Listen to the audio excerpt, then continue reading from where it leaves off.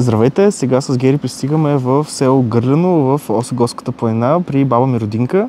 Абсолютно. Намираме се на краището на България, там където е близо до границата с Северна Македония, но също така и сръбската граница ни е наблизо. Обстановката е изключително красива, планината е разкошна. Тук в Гърляно ще бъдем на гости на ми родинка, така че заповядайте. Сега влизаме през вратата и за да разберем какво ни е приготвила и също така дали ще участваме в някаква работилница, която тя е замислила. Заповядайте! Здрасти, Мирей!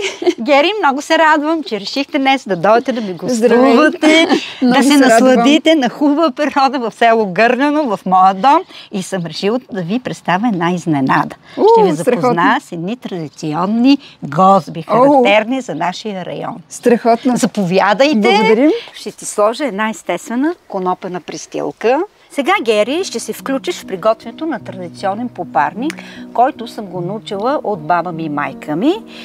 И това е едно характерно ястие, според мен, само за Каменичкия край.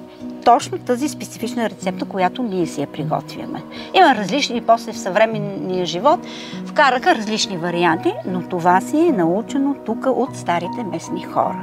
500 грама царевично брашно, слагаме сол, една лъжица, аз ще сложа солта, една лъжица сол, значи това е солено по принцип, след това се вече овкусява по вкус.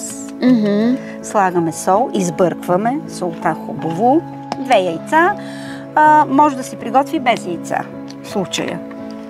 Когато е постно, когато са постили, хората са постили на времето, се приготвя без яйца и се приготвя с печена тиква, вместо кисело мляко. Слагаме бакпулверът или сода за хляб. На времето с сода за хляб. Сега малко сме повече усъвременени. И слагаме бакпулвер. Слагаме олио. Това е олиото? Да, олио слагаме. Зехтин. На времето са слагали мас, разтопена мас. И бъркаме. И за да ни е по-бързичко и практично приготвянето, слагаме си хартия. Аз мисля, да, че е готово. Изглежда страхотно. Сега го слагаме. Много е жълто.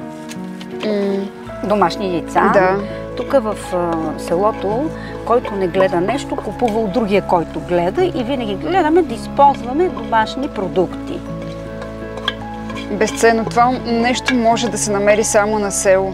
Почват и медиите да усещат българското, селското, аз го казвам. Чудесно, точно дума е селско, да. Селското, ние го копкаме. Копкаме го, за да влезне въздух, да се образуват шупли. Служи малко мазника отгоре. Слагаме го ето в студена.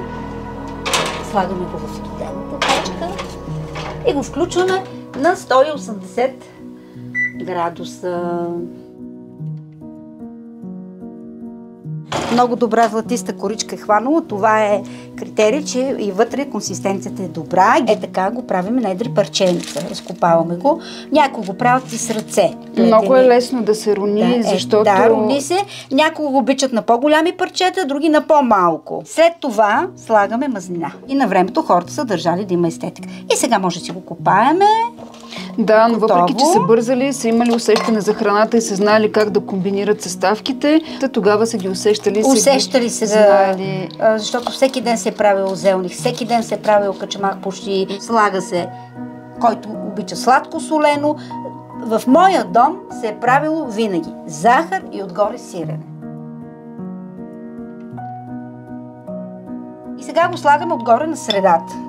Защото някой не обичат, който обича, слага се цялата тава на средата над софрата, така са казвали, и всички са се хранили, дето как всички са яли от една тава. На средата слагаме, така, който обича сирене, е така, хоп, грабни си го. Грабни си го и си го хапни. Печката разполагаме. Уникален вкус е наистина много очарователно, че можеш да комбинираш вкус по желание и сладък, и солен. Гери, Сега е време да се насладиме на вкусовете, които приготвихме на попарника с кроба, където ти имаше много голямо участие и се надявам да си запомнила рецептите, без да ги пишеш. Мири, аз съм много впечатлена от днешното преживяване. Много топло, много мило наистина от твоя страна да ни покажеш всичките тези вкусоти. И аз се насладих на тези непознати вкусове на фона на красивото село Гърляно под Осоговската планина. Толкова ми беше приятно, че ми се иска да споделя това преживяване с всички гости на Пендара. Беше чудесно.